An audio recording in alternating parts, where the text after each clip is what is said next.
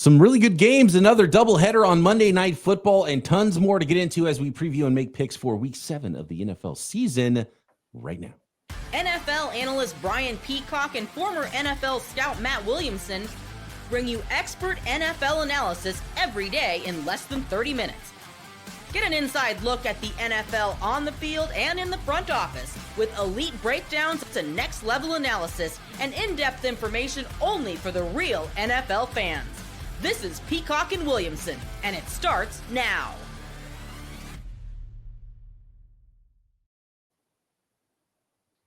Welcome to the Peacock and Williamson NFL Show. Brian Peacock alongside Matt Williamson, as always, at BD Peacock at Williamson NFL. Thanks so much to all the everydayers hanging out with us and the new listeners alike. Please consider hitting that subscribe button on YouTube or wherever you get your podcasts, and we can talk ball all season long. Every day is what we do here on the Locked On Podcast Network.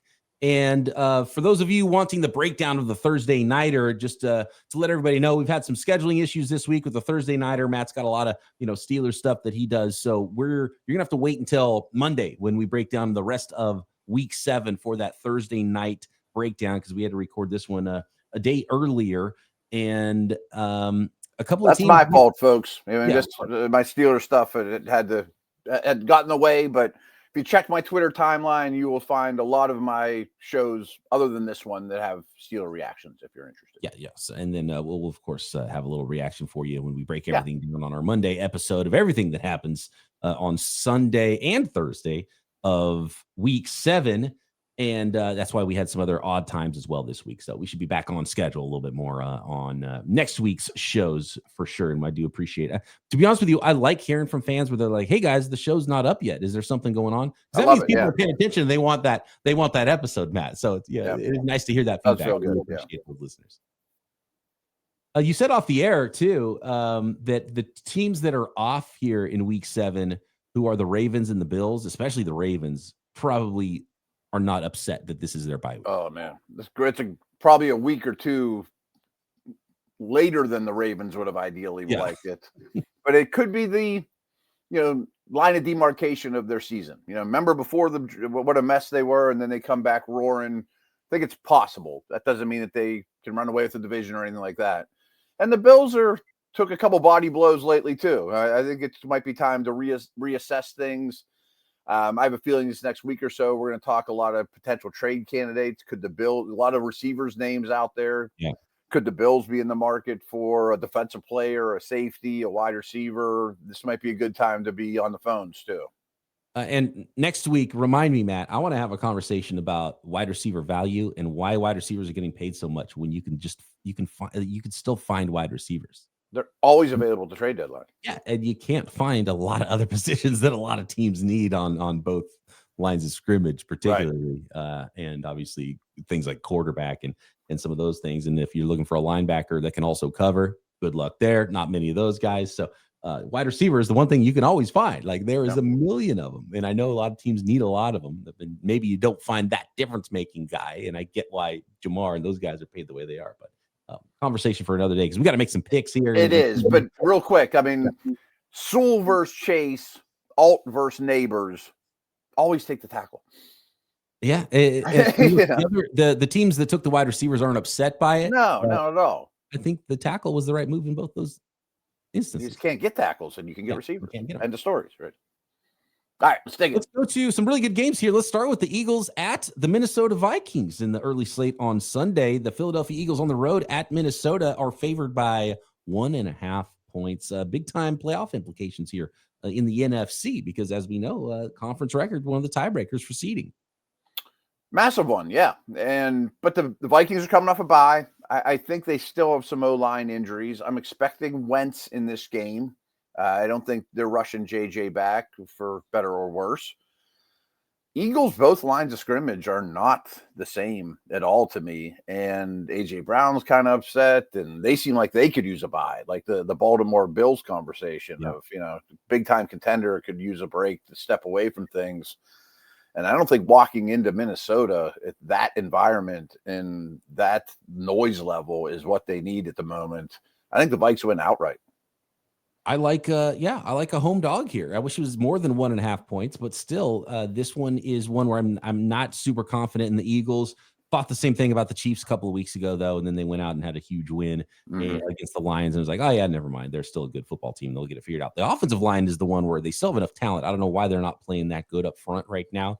Defensive line, they lost a lot of pieces, and and so they're still trying to figure some things out there. They just haven't been able to bully people, and obviously the drop back passing game is just not good right now with Jalen Hurts. And so if the line's not creating running lanes, then you get a weird little logjam on offense. Is kind of what it feels like. It just feels like a cluster, what there for the Eagles right now, and and personalities and things are just getting weird. Even though quarterback situation is probably not ideal for the Vikings, like him at home here.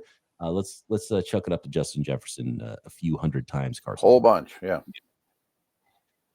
Patriots at Titans. This is hilarious timing here for the who have fired their head coach and then get to face their old head coach, which means Patriots by 1 million. They're favored by 6.5 on the road against the Titans. I think it's Patriots by 1 million. I mean, Vrabel seemed not spiteful, but I'm sure Vrabel is not going to take his foot off the accelerator. And I do think the Patriots are a smidge overrated, but I also think there's a lot to get excited there too. And I'm not saying Maye's one of the best quarterbacks in the league right now, but he's having about as good a year as anybody out there. Dak and Baker and these guys that are really shining this year. Maye belongs in that conversation. I think Tennessee's so bad. I mean, I think they're a distant 32nd in the power rankings. Do they get the interim bump is the big question for me, because the Patriots might not be built like a team that's going to blow people out. Does the interim bump get nullified by playing your old coach that you just fired too? So I mean, you also lost like your O-line coach and Daddy, and I mean, there's a lot of people left the building, and I'm sure there's a lot of feelings there with that too. And how about this? I think they destroy them. Yeah, it's a lot of points. I don't like that, but the Titans are not a good football team, and Patriots are playing really well right now. And how about this with how well Drake Maye is playing? A couple of weeks ago, Drake Maye had 75 plus completion percentage and threw 2 touchdown passes in 3 consecutive games. The only player in NFL history with a longer streak within a single season was Tom Brady, who did it 4 games in a row for the New England Patriots in weeks 1 through 4 of his first MVP season, all the way back in 2007. So Drake Maye was like in elementary school at this point when this was going on. He was barely in kindergarten. He's a really young guy. That's pretty cool, though. But here's the other thing, because it's not just that Tom Brady did it for 4 straight weeks and Drake Maye did it for 3. Here's some of the other quarterbacks that did it for 3 straight weeks as well. Peyton Manning in 2013, Aaron Rodgers in 2011, Peyton Manning again in 2004, Kurt Warner in 2001. I mean, they're all Hall of Fame. Yeah, like easy Hall of Famers. Right. And so a few other quarterbacks did it as well. It's not completely unheard of to do that. And it's kind of cherry picking too. Okay, 75% completion, 2 touchdown passes, but hasn't been done that much. And Hall of Fame guys are doing it. And then here's the other one. Drake Maye has recorded 200 plus pass yards and 100 plus passer rating in 5 straight games. The only players in NFL history under the age of 24. Again, we're kind of trying to make it work as good as possible. But the only players in NFL history under the age of 24 to complete those benchmarks in more consecutive games, Pat Mahomes and Dan Marino. So there you go. Wow. I mean, the names you're throwing out there is the point here. Peyton Manning, Tom Brady, Marino, Mahomes, Warner. I mean, it's a pretty good group. And imagine when they had a wide receiver at the trade deadline too. They might. I think that there's a great fit there with their old wide receiver in Myers, because I was thinking Myers is a great on the trade. He's reportedly on the trade block from the Las Vegas Raiders. So that'd be nice. I think he gets moved. They've been bumping up Jack Besh's role a little bit. Yeah, Jack Besh was kind of just non-existent for a guy that you thought was more pro-ready to start his NFL career, and he just took a way backseat to start his rookie season for the Las Vegas Raiders.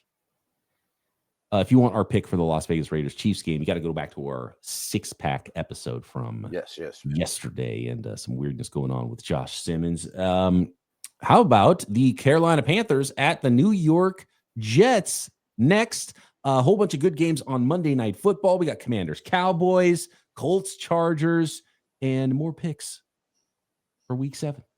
Next. Today's episode of Peacock and Williamson brought to you by BetterHelp Online Therapy. October 10th was World Mental Health Day. And this year, BetterHelp is saying thank you, therapists, right? And really all of us are saying thank you, therapists, because life can be tough on and off the field. And behind millions of mental health journeys are therapists who showed up, listened, and helped people take a step forward. BetterHelp is shining the spotlight on those connections while also making it simple for you to find support whenever you need it. Therapy moments can be life-changing, whether it's learning to better connect with your kids, better communicate, healing a relationship, or finding healthy ways to manage stress. If you've ever thought about trying therapy, this is the perfect reminder that help is out there and the right therapist can make all the difference. This World Mental Health Day, join us in celebrating the therapists who've helped millions take a step forward. If you're ready to start your own journey, BetterHelp can help you find the right therapist. Our listeners get 10% off their first month at BetterHelp.com/lockedon. That's BetterHelp, HELP.com/lockedon. Today's episode is also brought to you by Prize Picks, and a nice week to play Prize Picks. There's a lot of good options here, and every day we make decisions, right? So on Prize Picks, being right can actually get you paid. Don't miss the excitement of this football season with Prize Picks, where it's good to be right. Playing Prize Picks is such fun, and it's a simple way to add more excitement to football. It's really simple, and you can play in just a couple of minutes. All you do is you pick more or less on player projections, like this week, maybe Josh Allen's on a bye. How about Saquon Barkley rushing for a touchdown? And then you add it with a Aaron Rodgers score, right? And so make 2 picks, more or less, on those player projections on Prize Picks, and you are in the game. And the new injury reboot feature, if your player leaves the game early and doesn't return, it won't count against you. By the way, NBA getting going here pretty soon. Major League Baseball playoffs. There's a lot of ways to play, not just making picks on NFL games. So download the Prize Picks app today. Use code LOCKEDONNFL to get $50 in lineups after you play your first $5 lineup. That's code LOCKEDONNFL for $50 in lineups after you play your first $5 lineup. Prize Picks, it's good to be right.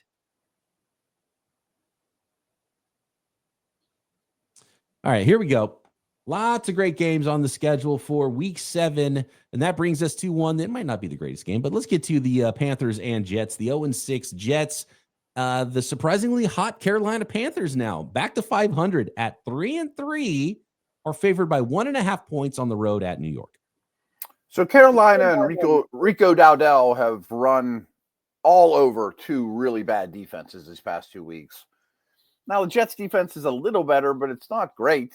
But the Jets offense is so bad, I don't think Carolina is going to have to get away from the run game from start to finish. On the road, I just think that big bruising O-line, hand the ball off, hand the ball off, hand the ball off. And I think that's more than enough to win on the road against a quickly becoming dysfunctional team. I don't trust Fields. Garrett Wilson's banged up. I mean, I just don't know where the offense comes from the Jets. I mean, did you have a bet placed that Rico Dowdell was going to have more rushing yards than like a healthy Saquon Barkley and Christian McCaffrey? Yeah. He's got more than Derrick Henry, maybe. Over 400 yards in the last 2 games combined. It's insane what he's doing right now. But they're also going to be getting is Chuba back in the mix? Chuba, I think Chuba is either questionable to be back or probable to be back. Like there's a good chance. And like, does that hurt the run game? Does that give them a 2-headed monster? Because I think it's 50-50. Like this is a team that can run the football. Chuba was doing well before he got hurt too. So yeah, I don't think it matters as much. You know, it hurts your fantasy team if you've been reading. That's what you said. Fantasy owners are going to be, scratching their heads trying to figure out who to start here. But for the Panthers against this really bad football team in New York right now, and like 1.5 points, that's not scaring me off of this game. No, I do think Carolina is a bit all over the place, but I know where the Jets are at. Yeah, the Jets are one of the few teams where like, oh, I know what this team is, and it's bad. It's real bad. But just when we think we know that, the NFL throws us on our ear. So The yeah, Stinko teams haven't done that to us too much, though. That's true. We haven't gotten the Jets haven't gotten us quite yet. No. How about the New York Giants? They did get me at least one time. The Giants are at the Denver Broncos, and I'm still kind of side-eyeing the Denver Broncos. They're favored by 7.5 in this one. This is a sneaky one where I kind of want to take the points, but I want you to talk me out of it, man. I don't know that I can. Because of the Broncos offense, to me, I really think that they are putting the handcuffs on Nix, which is not a ringing endorsement for him. I mean, I'm not saying they should unleash him. I think they're just scared to let him really do quarterback stuff. Now, I expect a really low-scoring game in this one. I don't know what the over-under is, but it is 40.5. So one of the okay, they agree. Yeah, and I just think that a pretty winning formula is real low over-unders. Give me points, especially over a touchdown. I've been hard on Dart and Scattaboo and all that, but I think that they're competitive. So I expect a low-scoring game. Denver wins. I don't like that this is over 7. We talked about this post game with the Giants. It was like, okay, don't expect this every week, guys. It was fun. Is this where it comes crashing down with Dart and Scatterbo after a huge win against the Eagles last week? They had an ugly loss against the Saints the week before, but they are 3-2 in their last 3, or 2-1 in their last 3 games after a really bad start to the season with a different quarterback. Low scoring game. We'll see if you can keep it going, Giants, with what you showed us last week. I'm going to give up the 7.5 points. I think, obviously they could still lose by a touchdown and you cover this one, which is why I like taking the points and the Giants in this goofy season with these 2 goofy teams. Mm-hmm. The Indianapolis Colts 5-1 at the 4-2 Los Angeles Chargers. Chargers at home favored by 1.5 points against one of the hottest teams in the NFL this year, Matt.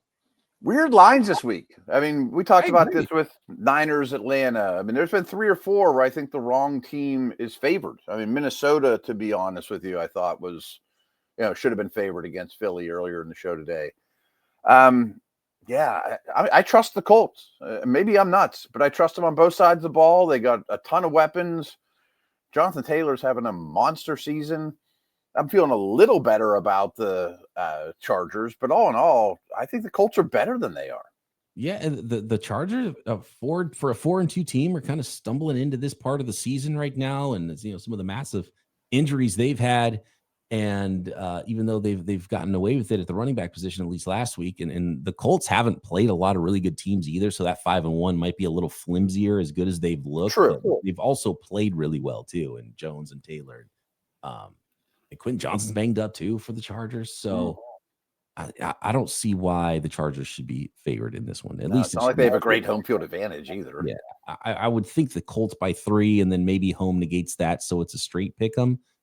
Give me the Colts here. Yeah, I think this one's easy, and maybe we're not seeing something in this game, Matt. But I think it's an easy one to take the Colts and take those points. Me too, and I bet there's plenty of Colts fans there. Yeah, it's not the biggest home field advantage in the it's terrible. How about the good home field here at the Dallas Cowboys hosting the Washington Commanders? 3-3 Commanders at the 2-3-1 Cowboys. Washington on the road favored by 1.5. I'm expecting CD Lamb, and again, we're recording this a day early, so don't hold me to that. I think McLaurin could be back, so we might have a pretty decent stable of weapons. Like it. I'm taking Washington, though. Dallas's defense, to me, Dallas's defense just got destroyed by Rico Dowdell, and I think Washington might be the best running team in the league. Yeah. Put Bill Krosky-Merritt in your prize picks. Oh, yeah.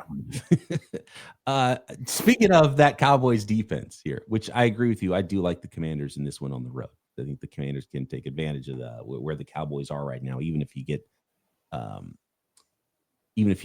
CeeDee Lamb back, and maybe this is just one of those games where you take the over and you don't worry about the lines much, but we got to make picks, so that's what we got to do here.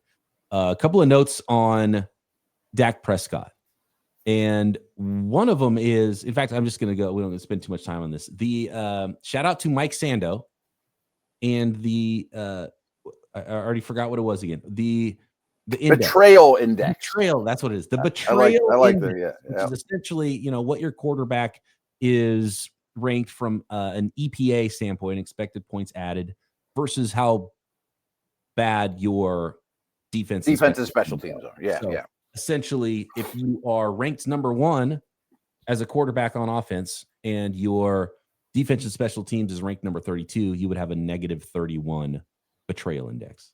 He's been doing this for a while because I always think about Phillip Rivers. Like he went back to that era of like the AFC quarterbacks. Like Ben and especially Brady got a lot of help from their defense and special teams. Rivers got like none. He was like the all-time betrayal index Hall of Famer. Yeah. But we've got an all-timer betrayal index for Dak Prescott right now, who's at negative 31, which is as bad as you can get, basically. Mm-hmm. And he's getting no help at all from anybody else. All right. No help. And I don't expect help coming here against the Commanders in week 7. So we're on the same page there, giving up 1.5 points with the Commanders on the road at the Dallas Cowboys, and maybe take the over on the 54.5 points. Could be a shootout there. Next, we'll finish up with the Packers Cards and a couple of really good Monday night football contests as well. Bucks Lions, interesting because one team getting the guy back and the other team losing a player that would be covering the guy that they're getting back. So we'll see if that makes a huge difference for us in our picks for week 7 next.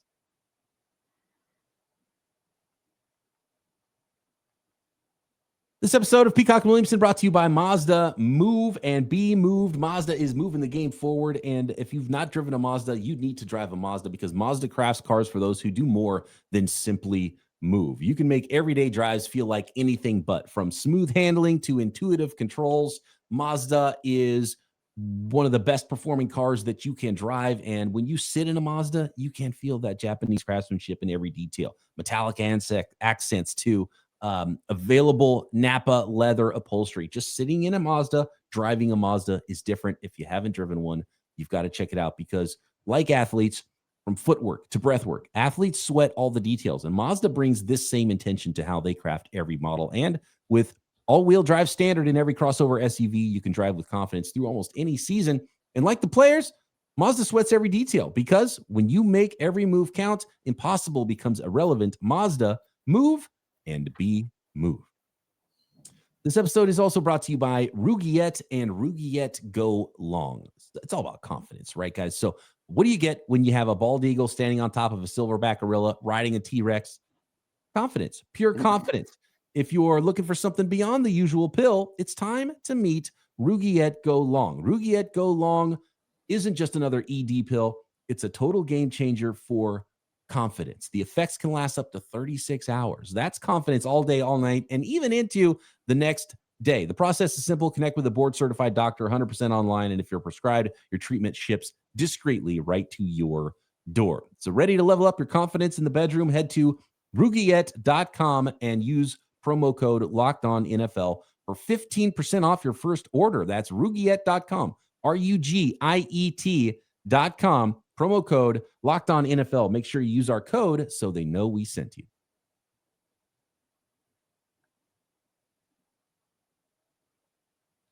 Here we go. Let's go to Green Bay. In fact, let's go to Arizona, where the Green Bay Packers at 3-1-1 are visiting the 2-4 Arizona Cardinals. Cards in a really bad place right now. I expected a lot more from this football team. The Packers, I don't know if we've even seen them fully operational yet, but this could be a good get-right game. They already had a get-right game last week against the Cincinnati Bengals, and they got another one here in week 7 against the Arizona Cardinals, I think. And they're favored pretty big, 6.5 points on the road. Yeah, and I've been a little critical of the Packers for not being as impressive as I want or expect. I also think this game, much like that Charger game, could be heavily populated with Packer fans. You know, I mean, that's not a bad road trip this time of year. Go south, warm up, have a nice long weekend. You know, a lot of Wisconsin retirees go to Arizona to warm up. Probably, yeah. Packers fans travel really well. I'm going to take Green Bay. I don't love the number, though. This is not a bet that I'm super confident in. The one thing the Packers have been bad at is putting people away and stepping on teams' necks. And do they lack that killer instinct? I'm not sure. Home dog 6.5 is a lot of points. It is. I haven't been impressed with Arizona lately. I have not been impressed with Arizona at all, man. Yeah. But they were actually a little better with Brissett. This is the thing where it's like I'm gonna throw the teams out. This is a lot of points at home. This is the NFL. Parity reigns. We've talked about that all season long. I'm taking the points and the home dog and the 6.5 with the Cardinals, even though I know that the Packers could blow them out. But they've just kind of been messing around, letting teams hang around too much. Yeah, I hear you. Some really good Monday nighters here. We've got we the Tampa Bay Buccaneers in the early game at the Detroit Lions. And with, it looks like, and again, we're a day early here, but it looks like Mike Evans coming back for the Buccaneers, which will be huge, although it didn't matter for Baker Mayfield last week. He's throwing touchdowns to Cam Johnson and Dez Johnson after Ibuka goes down. And he's missing his top 3 guys. Could be difficult to do against the Lions, but less difficult because the Lions are going to be without Brian Branch at safety. Suspended, yep. And that suspension upheld. So he's for sure not going to be out there on Monday Night Football in Week 7. The 5-1 Bucs at the 4-2 Lions. Lions might be angry coming off a loss last week against the Chiefs. And they're favored by 5.5, which is a pretty big line here. A real big line. If I were to bet right now who the NFC Championship game was going to be, I think I'd take these 2 teams. I mean, with respect to Philly and the Rams and some other good teams, Seattle, we're going to talk about still. I think they might play twice. I just think the line's too big. Mayfield is playing so well no matter what happens. And I think Todd Bowles is getting back to doing good things on defense. Can they run up the middle against Vita Vea? I have my doubts. I don't know that the Bucs win, but that many points between a pretty equal heavyweight fight, I'm taking the points. Yeah, this should be maybe 3 points at most for the Lions favored. And even then I might want to take the Buccaneers. 5.5 is a little bit too much. And I do like the bounce back factor for the Lions. They got slapped in the face by the Chiefs last week, and they don't want that to happen again in prime time against the Tampa Bay Buccaneers. But man, the Bucs are too good at football right now. Love the way I love the way they're stopping the run, which is huge. And then Baker Mayfield. I mean, we're talking about 12 touchdowns to 1 interception this year. He's playing at that level, and he gets one of his receivers back. Give me the point. Getting Evans really helped. I think the line is really good in this one. The Seahawks are favored by 3.5 points against the Texans. Right away, the thing I think about in this game is take the under, because the Texans still have one of the best defenses in the NFL, even though things have been a little weird on the offensive side of the ball. I kind of expecting the offense to still get better and better. Is this the week for them to get better against the Seattle Seahawks? I'm not sure. What do you think? Seahawks favored by 3.5 points at home hosting Houston. I thought the exact same thing. Like, these are 2 of the best defenses in the league, and I am not sold. I'm sold that the Texans are getting better, but I'm not sold that their O-line is fixed. And Seattle wreaked serious havoc on the road against Trevor Lawrence. I could see the same thing being the case in a loud Monday night environment, although Seattle's better on the road. Remind me never to bet against Seattle on the road anymore, especially at 1 o'clock. Too many points, though. Again, I think this is a really low-scoring game, fun defenses, really exciting pass rushers in this game, some good defensive backs as well. I think that I'll take the points in what could be 16-13, 16-14. It could be a real tight game. The Texans are averaging what is it, less than 10 points a game in the last few weeks allowed. Ooh. You know what I mean? So allowed. Yeah. Allowed, right? The defense I'm talking about. Yeah.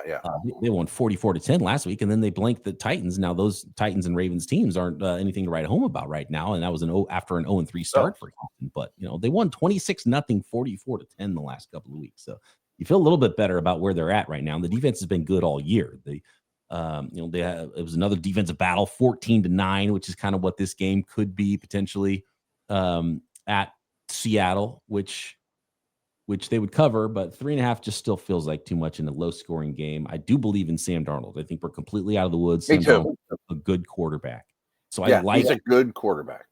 I like Seattle in this game, but I just think it can be close, and which makes me want to take the points. Agreed. The defenses are going to be really fun to watch. Yeah, it's going to be a fun one. That is Week 7. There we go. All right. We will be back Monday to break everything down from Sunday and Thursday.